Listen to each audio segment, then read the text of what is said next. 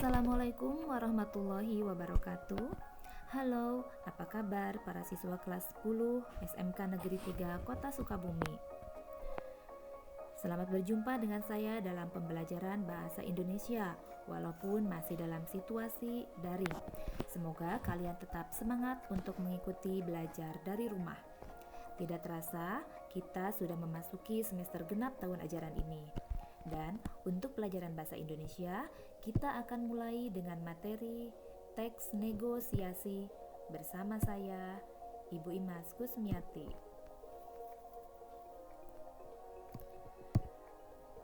Sebelum masuk ke pembahasan, saya ingin mengajukan beberapa pertanyaan. Yang pertama, pernahkah kamu membeli barang dan menawar harganya? Yang kedua, pernahkah kamu meminta uang tambahan kepada orang tuamu dengan menyampaikan beberapa alasan? Atau pernahkah kamu diajak bertemu oleh seseorang, kemudian waktumu tidak cocok dengan waktunya, dan kamu menawarkan waktu lain? Jika kamu pernah mengalami hal-hal tersebut, maka sebenarnya kamu pernah melakukan negosiasi. Nah, yang tadi itu adalah negosiasi-negosiasi dalam lingkup kecil. Nah, negosiasi bisa terjadi pada situasi yang lebih besar, misalkan dalam lingkup pemerintahan, bisnis, dan sebagainya. Apa itu teks negosiasi? Kita bahas pengertian negosiasi.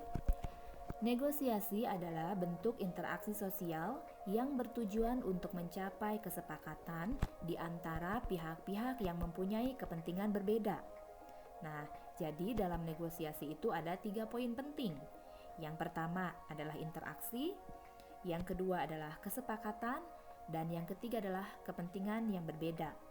Jadi, negosiasi itu dilakukan oleh beberapa pihak, minimal 2 pihak. Nah, berarti ada interaksi antara pihak pertama dan pihak kedua.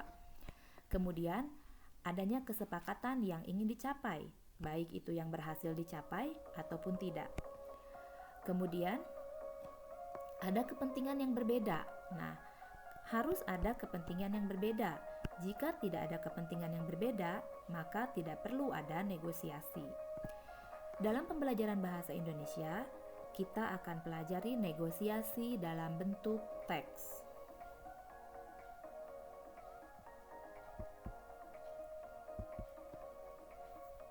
Ciri-ciri teks negosiasi: menghasilkan kesepakatan yang saling menguntungkan, kemudian mengarah pada tujuan praktis, memprioritaskan kepentingan bersama, dan merupakan sarana untuk mencari penyelesaian. Nah, itu adalah ciri-ciri negosiasi. Ciri-ciri negosiasi secara ideal. Kita lanjut. Struktur teks negosiasi. Yang pertama ada orientasi, yaitu kalimat pembuka. Biasanya ucapan salam. Fungsinya untuk memulai negosiasi. Yang kedua adalah isi. Bagian isi teks negosiasi terdiri atas yang pertama adalah pengajuan atau permintaan, yaitu para pihak mencoba untuk mendapatkan kepentingan yang diinginkan, misalkan dari penawar. Kemudian penawaran. Di sini ada pihak yang mencoba untuk memberikan balasan setimpal dari kepentingan yang diajukan. Jadi balasan atas pengajuan. Ya, penawaran itu adalah balasan atau tanggapan atas pengajuan yang disampaikan oleh pihak satu misalkan. Nah, penawaran ini pihak dua yang melakukan.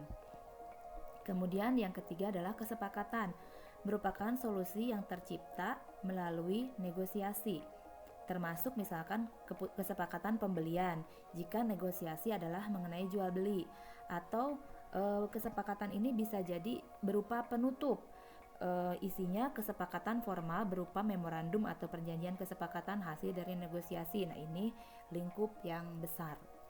Nah, saya ulangi, jadi yang pertama struktur negosiasi itu adalah orientasi, yang kedua isi terdiri atas pengajuan dan penawaran, kemudian yang ketiga adalah kesepakatan, contohnya adalah pembelian atau penutup.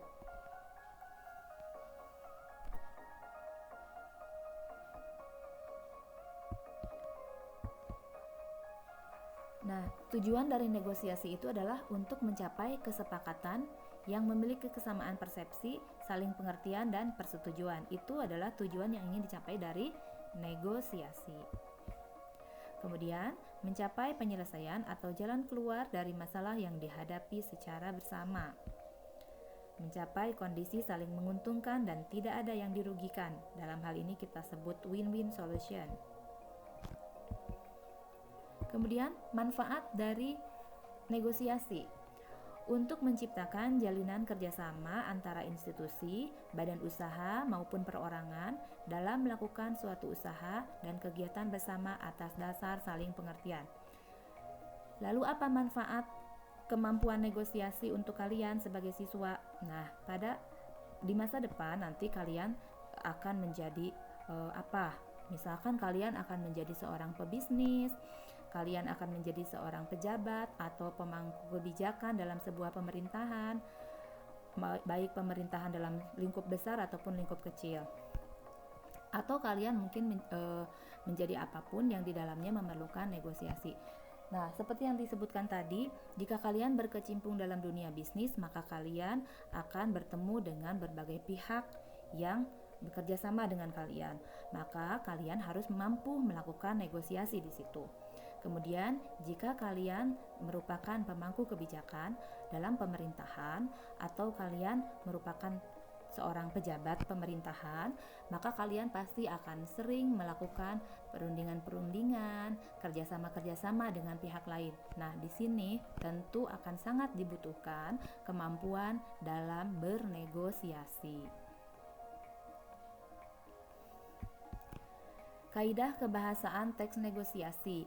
Yang pertama, menggunakan bahasa yang santun. Kemudian, terdapat ungkapan persuasif, yaitu bahasa yang sifatnya membujuk. Kemudian, berisi pasangan tuturan, ya bentuknya dialog.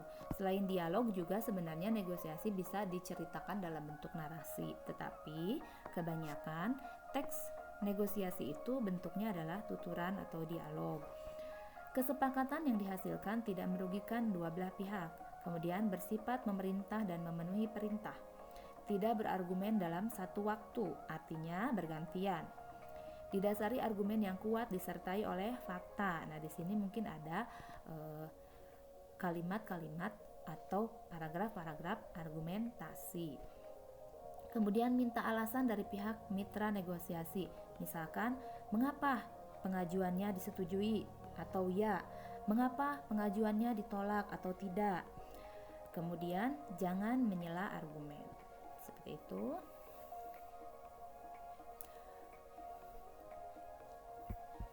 Nah, ini adalah contoh teks negosiasi yang disertai dengan penjelasan bagian-bagian atau strukturnya. Silakan dicermati.